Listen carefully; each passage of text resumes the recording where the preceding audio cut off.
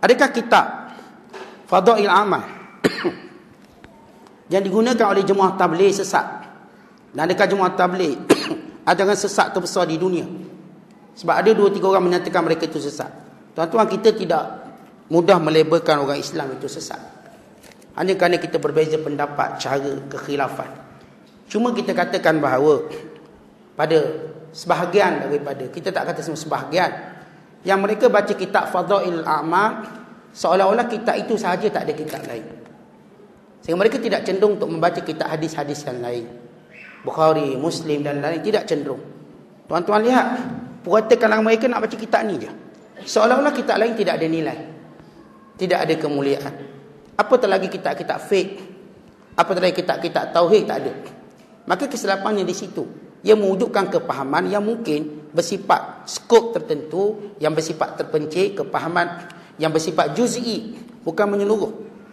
Yang kedua, tuan-tuan, kitab Fadail A'mal, ia satu kitab hadis yang baik, yang dikarang oleh Maulana Zakaria Al-Ansari. Dia seorang ulama hadis India yang terkenal. Bahkan kita tahu dari sejarah penubuhan tabligh, ia daripada kumpulan ulama hadis. Maulana Iyas misalnya, Maulana Yusuf Al-Kandahlawi, semua ini pakar ulama hadis. Termasuk Syekh Zakaria Al-Ansari, ulama hadis yang terkenal di India, bukan terkenal di seluruh dunia. Dan kita memperakui ilmunya, ketakwaannya, waraknya, zuhudnya. Dan kita juga perlu tahu bahawa tabligh yang diasaskan di India, dengan realiti di India yang mengharamkan orang Islam berpolitik, menubuhkan politik Islam tak dibenarkan, tercebur dalam pilihan raya tak boleh.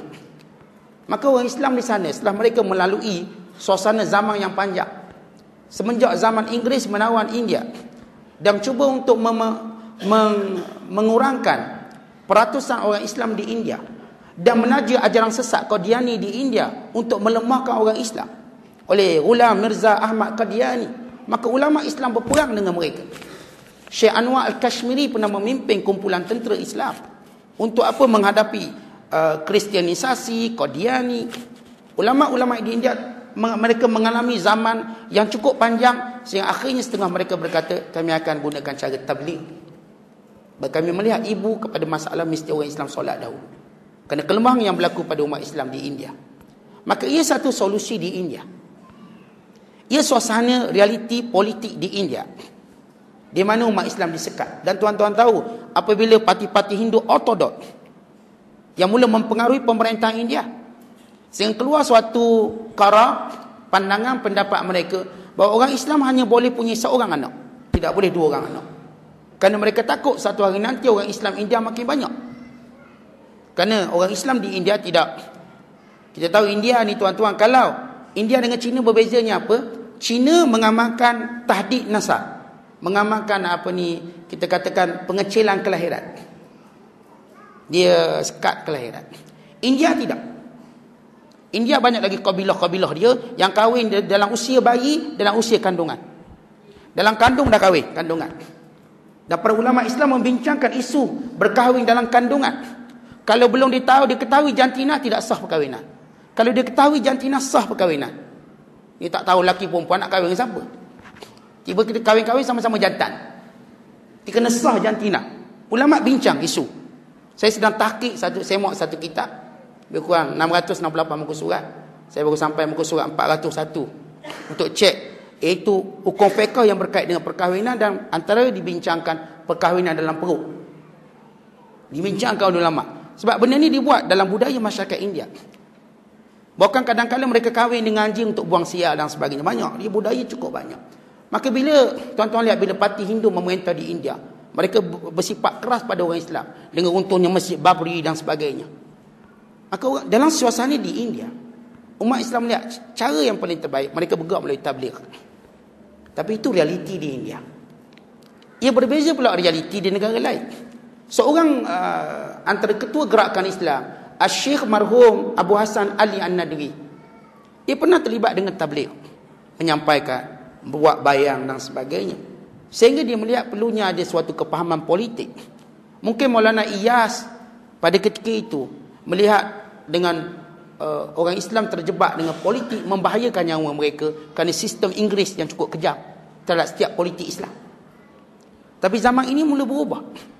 Bila berlaku gerakan Islam Ikhwan Muslimin di Mesir yang mempengaruhi ulama-ulama di India, termasuk Abu Ali Hasan An-Nadwi, termasuk Maulana yang terkenal Imam Mawar, salah seorang ulama India yang terkenal, yang mula mempelopori, mengembangkan tentang idea politik Islam. Jadi tuan-tuan tabligh, kita tak kata dia jemaah ajaran terbesar, sesat terbesar, dia tidak. Hasyalillah, mereka saudara kita, tapi mereka berisytihad dengan isytihad mereka yang bagi kita, pada pandangan kita, boleh menyebabkan pemahaman Islam secara juz'i. Mereka cuma berhajat tentang fadail amal. Mereka meninggalkan sebahagian besar benda yang penting dalam Islam, isu politik. Dan macam saya katakan, mereka pegang pada kitab fadail amal cara melampau, sehingga seolah-olah kitab lain tidak ada nilai, fiqh dan sebagainya. Mereka merenung kitab tersebut, walau kitab itu ada campuran hadis sahihnya, dhaifnya, maudhu'nya. Walaupun bila kita baca, memang hadis sahihnya banyak, saya tidak nafikan. Dia juga diambil Bukhari, Muslim, Nasai, Ibn Majah, dan beliau menyebut kami mengambil daripada Sunan Sittah. Tapi orang-orang yang menjadi sekadar pengikut lalu membaca hadis ini, dan ulama beri syarat, siapa nak baca hadis, dia kena tahu darjah hadis. Kalau dia tidak mengetahui darjah hadis dan hadis itu hadis palsu, dia salah seorang pembohong. Sabda Nabi SAW, man haddatha anni yura annahu kadhib fahuwa ahadul kadhibain, fi riwayatin fahuwa ahadu kazzabin. Siapa yang baca satu hadis, dia tahu hadis itu palsu, maka dia terus baca, dia salah seorang orang yang melakukan pemalsuan hadis. Dan Nabi kata, man kadzaba alayya muta'ammidan falyatabawa maq'adahu minan nar. Siapa berbohong kepada aku, maka bersedia dalam neraka.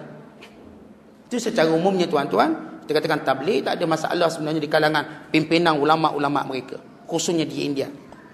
Tapi ada masalah bila pemahaman-pemahaman sebahagian besar ahli melihat pada fadail amal, menjarakkan diri dari politik, tidak mahu terlibat dalam kita katakan perubahan politik bagi dunia Islam. Mereka cuma fikir kami nak berada di masjid dan berpindah ke masjid ke masjid, walaupun kita sebut masjid pahala dia sama. Kenapa kamu perlu pindah-pindah? Hanya berbeza pahala Masjidil Haram, Masjid Aqsa dan Masjid Nabawi. Itu ya, berbeza pahala. Lalu mereka kata kami nak ajak orang solat. Baik, kita katakan sesudah solat apa? Kamu nak ajak orang solat, sesudah solat apa? Kamu perlu ajar dia untuk belajar. Kerana Islam bukan dipahami dengan solat semata-mata, kena belajar. Belajar inilah kekuatan ruh orang Islam. Dan belajar tentang apa? Tentang fadail, tentang semua Islam, benda Islam, hukum hakam Islam, kena tahu belaka. Sebab itu bila kawan-kawan saya ramai pimpinan-pimpinan tabligh, baik di Terengganu, baik negeri lain, atau kami di Mesir ada. Cuma saya tanya di ginilah tuan-tuan, saya bercakap dengan pimpinan dia, bagaimana penyelesaian awak tentang ekonomi Islam? Ada apa komen tentang ekonomi Islam? Penyelesaian untuk wujudkan ekonomi Islam, pernah awak bincang? Dan tentang hukum-hukum fiqh yang berkait dengan perubatan dan sekian-sekian, pernah awak bincang? Awak cuma cerita tentang kelebihan itu, kelebihan ini. Ia mencacat cela pemahaman Islam seluruh. Sedangkan Islam ialah agama dan negara. Ia bukan sekadar agama, ia negara. Islam ialah agama dan ekonomi. Islam ialah agama dan politik. Islam ialah agama dan sosial. Islam adalah agama dan ilmu pengetahuan. Artinya Islam ini Allah Ta'ala sebut, ya ayyuhalladzina amanu dukhulu fis silmi kaffah. Orang beriman masuklah Islam seluruhnya. Seluruhnya, bukan pada fadail amal, seluruhnya, pada semua perincian hukum agama. Cuma saya ingatkan tuan-tuan, kita tak kata mereka sesat. Hasyalillah. Mereka saudara kita yang cuba dekatkan diri kepada Allah. Cuma bagi saya dan bagi pendapat kebanyakan ulama, mereka agak, kita katakan, muyu condong sana sikit. Kita nak biar kita bersifat menyeluruh. Dan kita pun sama tuan-tuan. Kadang-kadang ada orang buat hukum hakam bagus, masjid payah datang. Itu juga kelemahan. Kita nak orang Islam yang ke masjid, yang jaga solat jemaah, masih yang sama kita belajar, masih sama kita punya keluarga, kita bertanggungjawab dengan keluarga, masih sama kita terlibat dengan politik, kenegaraan, ekonomi, sosial. Jadi kita orang Islam yang menjadi ikon pada semua sudut dan semua perkara. Sebab tu bila kita ada setengah orang kondeng tabligh, tapi tabligh kondeng balik, awak masjid pun tak pergi, akhirnya balik kena pada dia balik. Ya tuan-tuan, kita nak pemahaman yang betul.